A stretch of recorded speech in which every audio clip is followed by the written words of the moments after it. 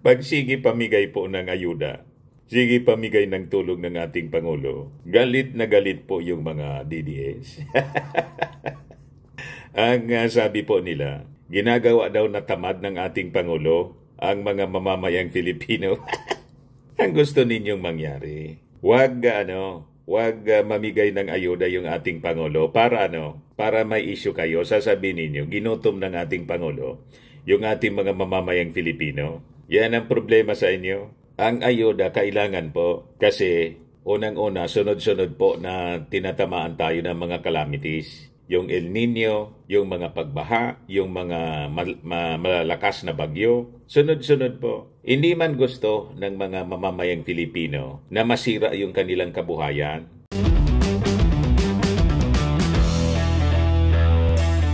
Ito naman po yung bago naming product na binibenta online. iGlow Serum, whitening po siya. Tingnan ninyo yung epekto sa aking anak na architect before and now. Yung mga inquiries po ninyo, dumiretso na lang kayo sa kanyang Facebook account, Riz Maravillas. Galit na naman po mga kababayan yung mga DDS vloggers, mga critics ng ating Pangulong Bongbong Marcos. Kasi nainggit na naman po. Yung ating Pangulong Bongbong kasi po, namigay kahapon ng isda. pati ba naman anya isda? Pumapil pa yung ating Pangulong Bongbong Marcos. Hindi lang po simpleng isda ito. Mackerel, imported, pero smuggled po. Ang maganda sa policy ngayon, mga kababayan ng ating gobyerno, yung mga smuggled na mga kontrabando po, imbes na i-destroy, that was the policy before. Yung mga bigas, pinapabulok, maling policy po. O kung ano-anong mga nahuli na pinalusot na mga kontrabando ng mga smugglers ng ating bansa. O ngayon, massive po ang crackdown ng ating gobyerno laban sa mga smugglers ng mga agricultural products. Kasi ito po ang nakakaapekto sa kabuhayan ng ating mga magsasaka at saka mangingisda. O ngayon, matapos mga kababayan makumpiska ang milyon-milyong halaga ng mackerel po, pinamodmod ng ating Pangulong Bongbong. Galit na galit po yung mga critics po. Talagang walang magawa ito mga critics kundi mamba sa ating Pangulong Bongbong, sa ating administrasyon. Damn if you do, damn if you don't. Sabi nga mga kababayan, ba't kayo nagagalit sa pamumudmod ng ating gobyerno? Pati yung ayuda, galit na galit sila sa ayuda. Magalit kayo sa sarili ninyo. Bakit? Wala man lang kayong binibigay na ayuda. Kami mayroon. Di ba? Kasi daw, ginagamit sa politika yung mga ayuda. Kayo man lang po ang nag-iisip ng ganon. Ang ating mga mamamayang Filipino, lalo na yung mga mahihirap, tuwang-tuwa po sila. Kasi may gobyerno tayo mga kababayan ngayon na responsive, very very responsive sa pangangailangan ng ating mga mamamayan. Kaya kayo nagagalit kasi napapahiya kayo. Tama po? But before ko mga kababayan ibigay sa inyo ang full story ng mga balitang yan, click subscribe muna dito sa ating YouTube channel and hit the notification bell para lagi po kayong updated sa mga kaganapan dito sa ating bansa. Like and share na rin po ninyo ng ating video. At wag na rin po ninyo na skip yung ating mga commercial ads para tuloy-tuloy lang ang pag-unlad ng Bagong Pilipinas. Itong ating programa mga kababayan, atid sa inyo nitong ating mga sponsors. Firmax Firming and Lifting Cream. Pinapay po sa mga pulses in affected area. Mainam po ito sa mga pains at paninigas ng mga kaso-kasuan. Ito sa mukha naman yung application, anti-aging, Automax po siya. Ito iGlow Zero mga kababayan. Whitening po siya. Made in South Korea. Ito naman po, Ningxia Red Mix Fruit Drink. Gawa po siya sa goji berry. May anti-cancer properties po siya. At sa mga naghanap po ng malinis and spacious fitness gym, pumunta lang po kayo sa aming Colossal Fitness Gym. May Grab car rental din po kami. At bills payment po sa aming office. At saka sa mga mahilig po sa mga imported bags, manood po kayo sa live selling ni Madam Aileen Rosales sa kanyang Aileen Closet po. Pati mga shoes, ito yung kanya po. Ito yung kanyang page. Kita ninyo, napakagandang mga online selling po siya. Si Madam Eileen Rosales. Cellphone number niya po, 773-798-7816. Balik po tayo mga kababayan dito sa ating pinag-uusapan. O di po, jackpot yung mga taga-Tondo. 21,000 Tondo residents. May tig 2 kilo ng frozen mackerel po mula kay PBBM. Kaya masama na naman po yung loob ng mga DDS. Pag sige pamigay po ng ayuda, sige pamigay ng tulong ng ating Pangulo, galit na galit po yung mga DDS. Ang sabi po nila, ginagawa daw na tamad ng ating Pangulo ang mga mamamayang Filipino. Ang gusto ninyong mangyari, wag mamigay ng ayuda yung ating Pangulo para may issue kayo. Sasabihin ninyo, ginutom ng ating Pangulo yung ating mga mamamayang Filipino. Yan ang problema sa inyo. Ang ayuda kailangan po kasi unang-una, sunod-sunod po na tinatamaan tayo ng mga calamities. Yung El Nino, yung mga pagbaha, yung mga malalakas na bagyo. Sunod-sunod po. Hindi man gusto ng mga mamamayang Filipino na masira yung kanilang kabuhayan. Calamity po siya eh. At yung inflation naman po, global ang inflation. So kailangang umaksyon yung ating gobyerno para naman yung mga mahihirap, hindi sila tamaan masyado. At ito po, tama lang na yung mga smuggled na mga tulad nito, mackerel, mga isda, imbis na pabulukin po, pakinabangan na lang ng ating mga mamamayan. So that is a very good policy na pinapasunod ng ating gobyerno. Hindi tulad ng mga previous administrations. Yan ang problema po sa inyo eh. Tama na yung ginawa sa inyo, mali pa. Kayo na lang ang laging tama. Yan Pinangunahan ni Pangulong Ferdinand Romualdez Marcos ang pamamahagi ngayong Sabado, kahapon po, December 14, ang pamamahagi sa mga residente ng Tondo, Maynila, ng malaking bulto ng frozen mackerel na nakumpiska ng mga otoridad dahil sa kakulangan ng import clearance. Winarningan na sila niyan. Matagal nang nag-warning yung ating Pangulo na hindi sasantuhin ng kanyang administrasyon itong mga smugglers, lalo na po itong mga agricultural smugglers.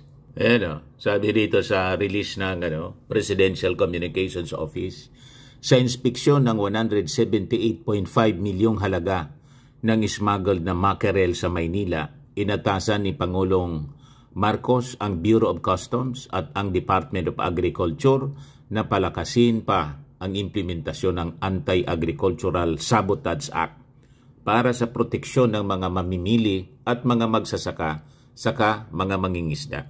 Kaya yung nakumpiska po, tignan ninyo, kahon-kahon.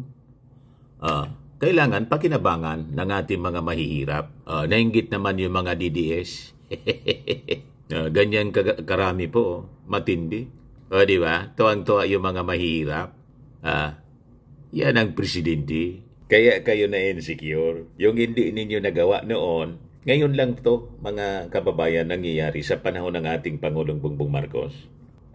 Na-insecure sila, mga kababayan, kasi siyempre, lalong bumango ang ating Pangulong Bongbong because of his policy of governance. Maganda po yung kanyang mga polisiya.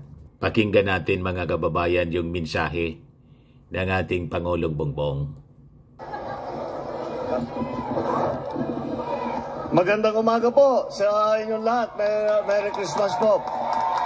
Masayang Pasko. Nandito lang po kami upang mag-supervise po at makita kung paano gagawin dito sa pag-distribution ng tulingan.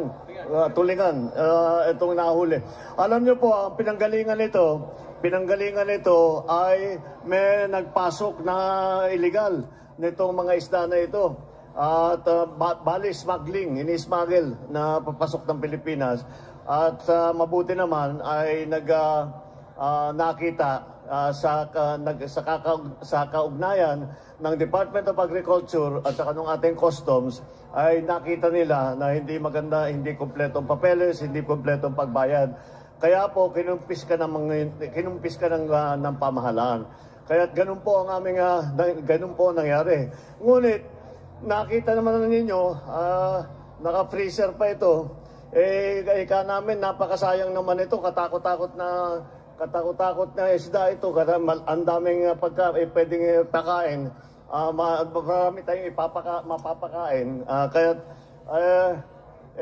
Kaya pwede distribute po natin doon sa inyo, dito sa inyo, para meron naman pantulong, para nang kayong namalengke ng isda ngayong araw.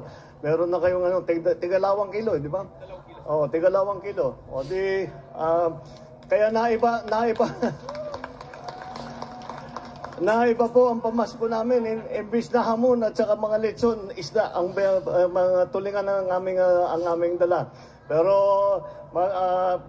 para naman, yun na nga, at hindi masayang, ang DSWD, ito po si Secretary Rex Gatchalian, siya lagi pagka namibigay tayo ng tulong sa taong bayan, ang DSWD po ang lead agency. At in coordination, siyempre, ng ating local government, alam niyo naman po, ang national government, ang katotohanan niyan, kung hindi tayo nagtutulungan ng Mayor's Office, ng LGU, lahat po ng opisyal, ang ating mga congressman, ay hindi po magandang patakbo. Kaya nagpapasalamat ako sa kanilang pag-uugnay at pagbibigay ng importansya dito sa ating ginagawa.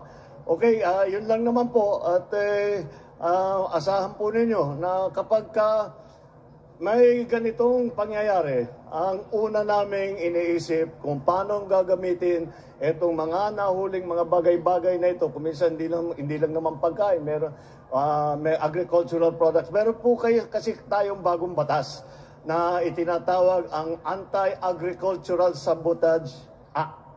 Ibig sabihin na ginagawa natin ang lahat ng pamamaraan upang pababain ang presyo ng pagkain. At yun po, dahil yung smuggling po, ang problema kasi sa smuggling, ang ginagawa po, ini-smuggle nila, pinapasok nila, tapos iipitin, hindi ilalabas, mag-aantay hanggang tumaas ang presyo. Pag tumaas ang presyo, saka nila pagbibili. Kaya't yun ang iniiwasan natin dahil ang nabibiktima dyan ay ang taong bayan, yung pangkaraniwan na ating mga mamamayan. Kaya't hindi natin papayagan na matuloy na yung mga ganyang klaseng sistema. Kaya ginawang kaangahan namin ng batas at pinapatibay namin na mabuti. Kaya kayo ngayon ang naging beneficiary dito sa ating nahuli na mga smuggled agricultural products. Ito nga, tulingan. At sana mabuti naman, ako'y nasisiyahan na nandito kayo lahat na hindi masasayang at magagamit naman ninyo. Okay, maraming salamat. Merry Christmas po! Diba? Tapos kayo mga smugglers, mag-smuggle kayo mag-smuggle. Hindi ninyo ang pakikinabangan. Iyon ang magandang strategy ng ating administrasyon ngayon. Hindi na ninyo mamanipula ang mga agricultural products. May batas na tayo. Maigpit na pinapatupad ngayon ng ating administrasyon. At pag nagpatuloy kayo sa inyong gawain, kayo yung logi. Kasi kukumpiskahin ng ating gobyerno, imbis maibenta ninyo, ipamimigay ng ating Pangulong Bongbong ng libre. O di ba? May pang-ayuda yung ating Pangulong Bongbong Marcos sa ating mga mahirap. Sino yung logi? Di ba kayo? Milyon-milyon ang logi ninyo. 178.5 million ng mackerel, mga kababayan, mga tulingan, frozen tulingan. O, di ba? Pinamigay ng ating Pangulo sa bawat pamilya, 21,000 na mga beneficiaries po, tig 2 kilo. Masaya yung Pasko ng ating mga kababayan sa Tondo, Manila. Sa mga naghanap ng malinis and spacious fitness gym, pumunta lang po kayo sa aming Colossal Fitness Gym. We also offer Grab Car Rental with our brand new 2023 model ng Toyota Innova. We also accept booking for those who are planning to travel via PAL, Cebu Pacific, and other airline companies, local and international, and bills payment for Meralco Bills, PLDT, Aleco Bills, etc. Ang Colossal Fitness Gym is located at 3rd floor Security Bank Building, Landco Business Park, Legazpi City, Albay. For inquiries, look for Chilon Maravillas. Contact number 0966-802-0949. Yan yung aming Innova. Lagi na pong matao sa amin. Pati mga foreigners po, tingnan ninyo. Mga British tourists sila. Ang lalaki ng katawan na, mga kababayan, nag-gym sa amin. Ito naman po, Indian National. Ito mga mga European sila. Ito naman yung bago naming product na binibenta online, Eye Glow Serum. Whitening po siya galing sa South Korea. Tingnan ninyo yung epekto sa aking anak na architect entrepreneur, Riz Maravillas. For inquiries, look for Riz Maravillas on FB.